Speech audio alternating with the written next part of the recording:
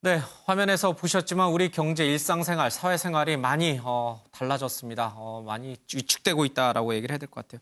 많은 대기업들도 사실 직원들에 대해서 재택근무라고요. 기자들은 기자실은 또 많이 폐쇄됐고요. 주요 건물들은 다 출입 통제에 들어갔어요. 그렇습니다. 이 SK그룹이 국내 대기업 처음으로 지금 재택근무 체제에 돌입을 했고요. 삼성그룹 같은 경우에도 전 계열사에 있는 임산부에 대해서 지금 2주간 재택근무를 하고 있고 LG그룹도 지금 그렇게 하고 있거든요. 그러니까 이게 회사에 나와서 좀 사람들이 많이 모이면서 위험 부담을 키우느니 차라리 집에서 일하면서 위험 부담을 좀 줄여보자 이런 심리가 좀 작용한 것 같습니다. 일부 대기업들은 이렇게 재택근무를 통해서 코로나19 확산을 막지만 또 이게 장기화되면서 그 하청업체 또 재하청업체 등 여러 2차, 3차 하도업체들의 경우에는 매출 급감으로 인해서 사실은 정리해고에 들어가고 있다는 얘기도 계속 들리고 있어요. 이게 상황이 보통 심각한 것 같지가 않습니다. 소상공인들, 자영업자들도 가게 장사가 안 돼서 문을 닫고요.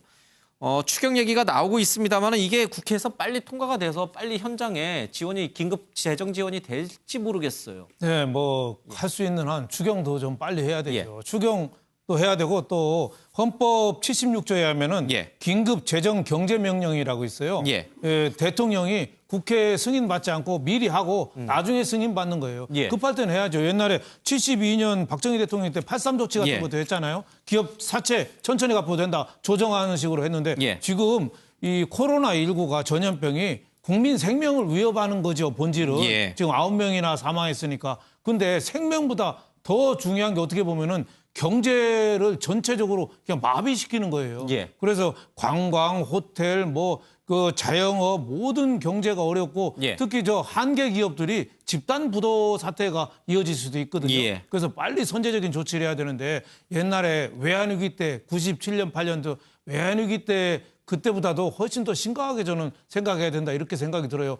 지난해 우리나라 경제 성장률이 거의 턱걸이로 정부 예산으로 막 퍼부어가지고 거의 2% 했거든요. 자칫하면 올해 1% 하기도 굉장히 빠듯할 수 있다. 그래서 방역에 총력을 기울여야 되고 또 경제로서는 초단기 대책, 단기 대책, 중기 대책, 장기 대책 빨리 세워가지고 정부의 상상력을 총동원해야 된다. 이런 생각이 듭니다. 네.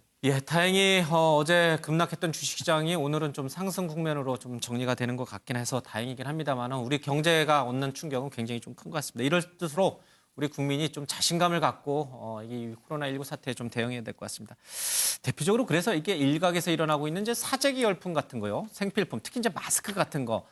이런 건 좀 자제해야 될 것 같아요. 앞서 이제 대구에서도 굉장히 부족하다는 얘기를 했는데 사재기 때문에 사실은 그런 일이 벌어질 수 있거든요. 네, 그래서 오늘 당정청 회의에서 이와 관련된 이야기가 나왔습니다. 이해찬 더불어민주당 대표가 이 마스크 국내 생산량을 모두 내수로 돌리는 쪽으로 임하고 이 사재기와 비축 등 불법 행위를 남김없이 색출해 주길 바란다. 그리고 행정 조직을 통해서 국민들이 무상으로 쉽게 마스크를 구하게 특단의 조치를 취해달라 이런 얘기를 직접 하기도 했습니다.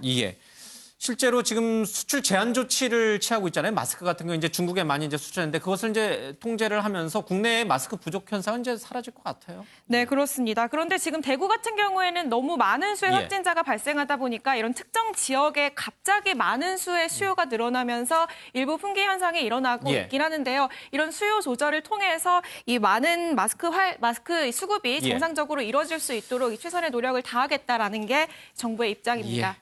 정부도 좀 최선을 다하고요. 우리 국민도 좀 최선을 다해서 빨리 이 위기를 극복해야겠습니다.